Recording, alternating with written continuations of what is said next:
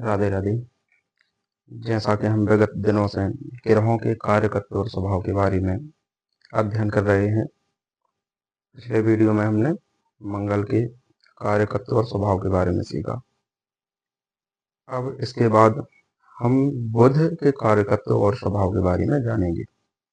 सर्वप्रथम तो बुध का जो स्वभाव है उसको बड़े ही ध्यान से आप लोगों को नोट करना है और समझना है। बुध का जो गुण है वह सौम्य गुण है और यह हरे रंग का प्रतिनिधित्व करते हैं। साथ ही यह वैश्य वर्ण के ग्रह हैं। वात, पित्त, कफ यह इनकी प्रवृत्तियां हैं और यह एक नपुंसक ग्रह है। देखिए, मैंने आपको बताया कि लग्नेश जब कोई भी ग्रह स्वामी लग्नेश होते हैं, राशि स्वामी लग्नेश होते हैं, तो वैसे ही कुछ प्रवृत्ति जातक की भी होती है। तो जैसे इसमें हमने कई ग्रहों के बारे में जाना कि जिनकी पुरुष प्रधान होते हैं या स्त्री प्रधान होते हैं, ऐसे ही कई ग्रह नपुंसक भी होते हैं, उनकी प्रवृत्ति वैसी होती है। इसका मतलब यह नहीं है कि किसी के लग्नेश अगर बुध हैं, जैसे मिथुन राशि लग्न में है या कन्या राशि लग्न में है, तो वो व्यक्ति नपुंसक होगा। इसका यह अर्थ नहीं होता है।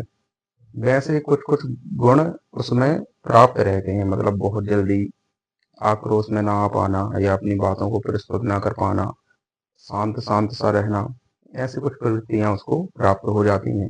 और जैसे प्रवृत्ति के बारे में हमने बताया कि वात, पित्त, कफ, तो यह भी प्रवृत्ति हम तब व्यक्त करते हैं कि अगर किसी की कुंडली में बुध खराब है, खराब स्थिति में है, रोग भाव में है, कष्ट भाव में है या मार्केश बन के विराजमान है, और उसकी जब भी दशा अंतर्दशा आती है तो वात, पित्त, कफ इत्यादि से संबंधित उसको रोग या समस्याएं प्राप्त होती हैं।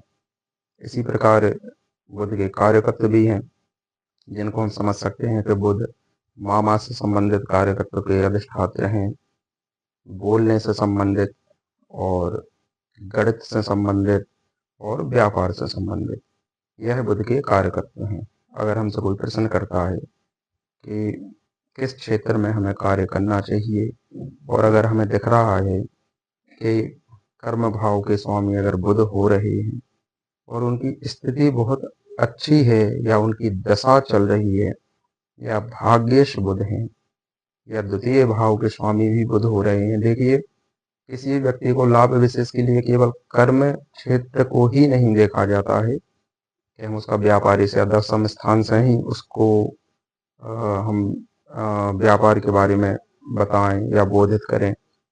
हम जो उसको लाभ के जितने भी स्थान हैं, जैसे द्वितीय धन भाव कहलाता है, इसमें भी अगर बुध की स्थिति है तो कहीं ना कहीं से उसको धन उपार्जन करने के मार्ग बनते हैं, या लाभ स्थान है, एकादश स्थान है, भाग्य स्थान है, ठीक है, कई जगह ऐसा वह कार्य करके लाभ अर्जित कर सकता है। तो जब हम भाव का परिचय जानेंगे, उसके मध्य में ही आपको बताया जाएगा कि ग्रह की स्थिति किस जगह पर रह के व्यक्ति को कितना प्रभावी करती है।